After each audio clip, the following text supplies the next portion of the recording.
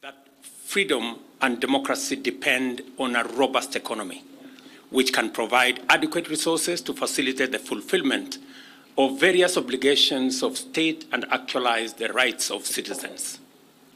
Economic development is therefore a fundamental premise for the realization of our constitutional dispensation, and it is right to see the Constitution as outlining both the ends and the means of our broader freedom struggle.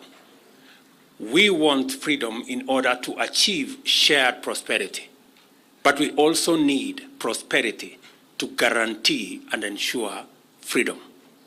The Constitution of Kenya 2010 is a radical and the most comprehensive transformative achievement by the people of Kenya since the attainment of independence from the colonial rule. Within this radically transformational instrument, there can be no debate about the role of devolution as a fundamentally critical national value and principle of governance and the crown jewel on our constitutional dispensation. Ladies and gentlemen, I believe that our country's fortunes, to a decisive extent, are dependent on how we manage the devolution of national power and resources. Devolution actually goes to our viability as a political community, stability as a nation, and sustainability as the collective socio-economic project of the people. My support for devolution, therefore, anchored on the understanding that the flourishing of our grassroots is a precondition to national economic transformation, and that bottom-up sharing of duties and benefits, obligations and rights is the fundamental common denominator of both the devolved system of governance and our bottom-up economic transformation agenda. While devolution is a national value that must inspire all our actions, devolved governments are the focal points of the devolution project, whose role becomes more and more vital as the full implication of our constitutional dispensation becomes defined. Whether and how we support, respect, uphold, and defend devolution matters. In the Declaration of the Republic, the Constitution describes Kenya as a sovereign republic founded on the national values and principle of governance referred to in Article 10.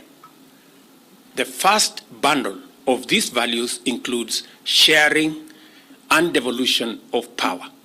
Article 6 describes our national territory in terms of counties and then emphasizes that the national and county levels of governments are distinct and interdependent and required to conduct their mutual relations on the basis of consultation and cooperation. This is the philosophical foundation of Chapter 11 of the Constitution, which sets out the framework of devolved governance in greater detail. Intergovernmental consultations and cooperation not only serves as a mechanism for reconciling the tensions arising from the two distinct yet interdependent levels of government, but it is also a framework to give devolution the best chance to deliver to the people. I believe in the power of intergovernmental relations to anchor devolution and also facilitate national socio-economic transformation. As the apex forum of intergovernmental relations, the National and County Government Coordination Summit must be seen in this light. My faith in the power of this forum as a force of national good is therefore absolute. I am therefore delighted to extend a warm welcome to all distinguished participants as we convene for the 10th National County Coordinating Summit, another important moment to reaffirm our commitment to the ideals of devolution through robust intergovernmental relations by the principle outlined in the Intergovernmental Relations Act of 2012. At the very onset, I wish to underscore that devolution remains as the cornerstone of effective service delivery. I recognize devolution as the optimal mechanism for delivering important services and implementing essential projects and programs in line with our bottom-up economic transformation agenda. At the same time, I am proud to note that my administration has made substantial progress in promoting devolution as a principle and value, pursuing it as a policy and strategic objective, and consolidating the gains of devolution, notably through the following interventions. For the first time since the advent of devolution, the National Treasury has endeavored to disperse all the allocations to counties as at the end of financial year 2022-2023. It was a difficult exercise, but I made a commitment, and I want to say, for the first time, we made sure that there were no outstanding monies that are owed to devolution at the end of the financial year. Consequently, the if-miss deadline was extended to allow county governments utilize the funds. To actualize my commitment to transfer all pending devolved functions, the Intergovernmental Relations Technical Committee has been tasked to undertake a detailed analysis of the functions as per the 4th schedule of the Constitution. The analysis entailed unbundling of functions and the identification of necessary legislative interventions necessary to facilitate the performance of the functions and provision of necessary resources. Accordingly, I have instructed IGRTC to thoroughly engage all relevant stakeholders in order to avoid conflicts and acrimonious litigation in court. I shall therefore require them to engage with the stakeholders for a further 2 months to validate and approve the reports, therefore, before they are gazetted. The Office of the Attorney General, and I'm happy the Attorney General is here, is also directed to work very closely with IGRTC on this matter. Intergovernmental collaboration continues to be indispensable in the implementation of county industrial and aggregation parks, a critical enabler of transformation across value chains under a joint funding framework whereby each level of government contributes 250 million. And the ceremony we have witnessed here speaks to the necessity of building this infrastructure for purposes of making sure that we have a value chain approach to what is produced in our farms all the way to the export market. We are united in the vision that the CAIPs shall propel local economic growth, ensuring value addition, market linkages, and industrialization. And let me also report that in my visit to India last 2 weeks,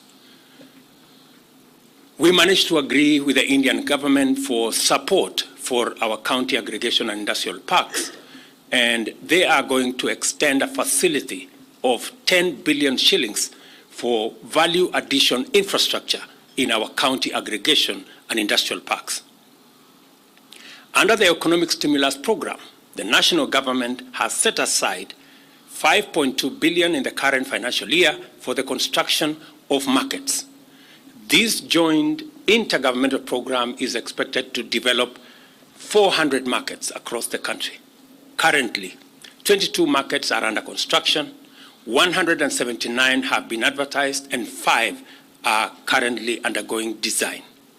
Further, the fertilizer subsidy program, which has revitalized the agriculture sector by enhancing production and food security, is a shining testament to the synergy between the two levels of government.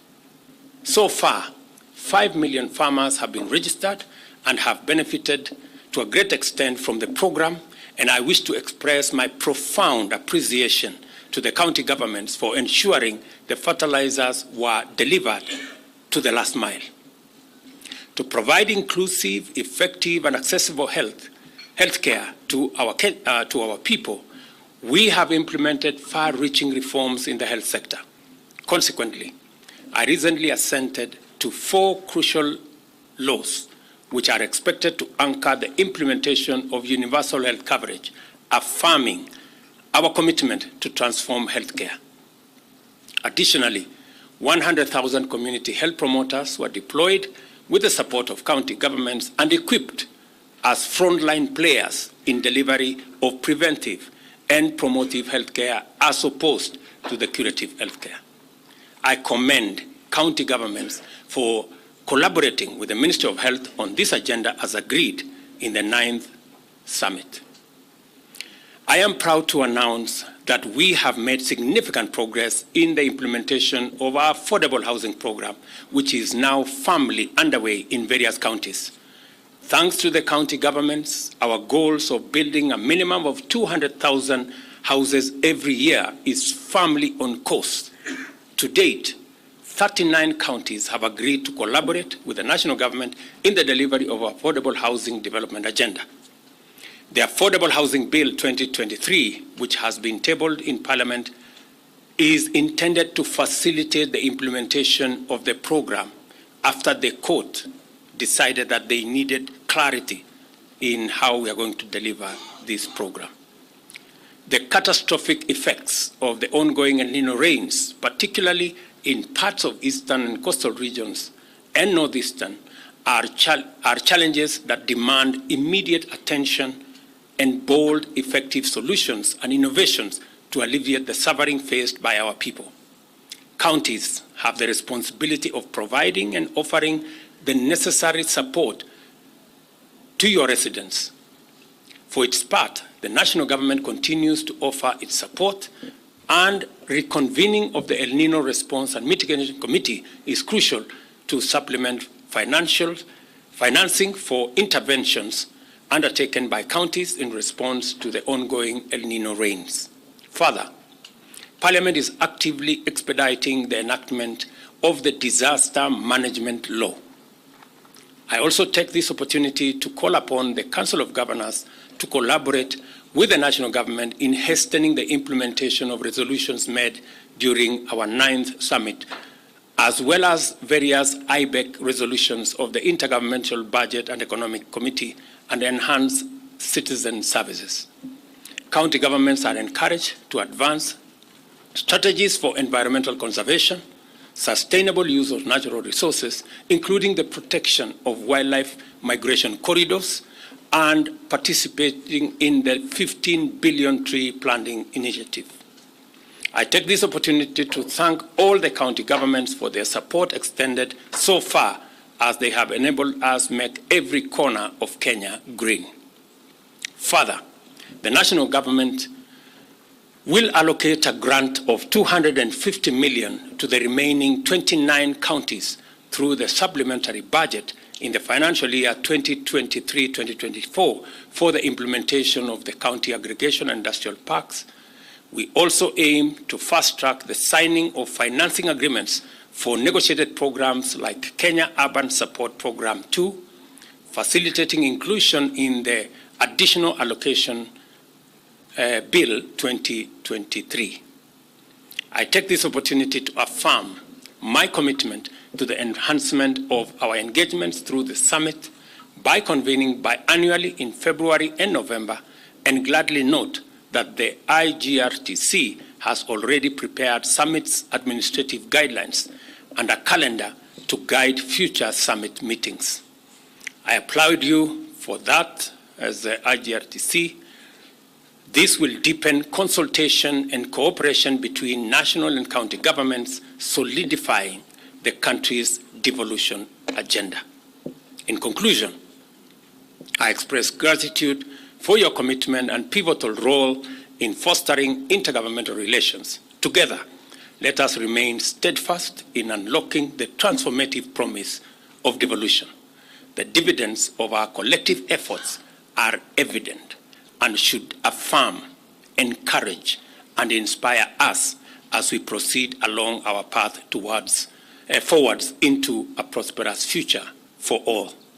I continue to encourage all of you to refer any issues, disagreements, and misunderstandings that may arise in the course of the execution of our various roles to alternative dispute resolution mechanisms as the first opportunity to resolve them. I am therefore encouraged to note that most counties are now referring their disputes from the courts to the IGRTC for alternative dispute resolution. I once again wish to thank you for your commitment to actualizing sound intergovernmental relations. Together, let us remain resolute in leveraging devolution's potential to its fullest for the benefit of all Kenyans, all the way from the grassroots at the bottom of the socioeconomic pyramid. The dividends of effective collaboration between the national and county governments are evident and should be the guiding beacon for our collective efforts. Ladies and gentlemen, welcome to this meeting. I have been informed by the chair that most of the issues are already by and large agreed, and therefore we will take as much time as we need to make sure that we conclude the balance of the issues, and I look forward to a wonderful deliberation. Thank you very much, and God bless you.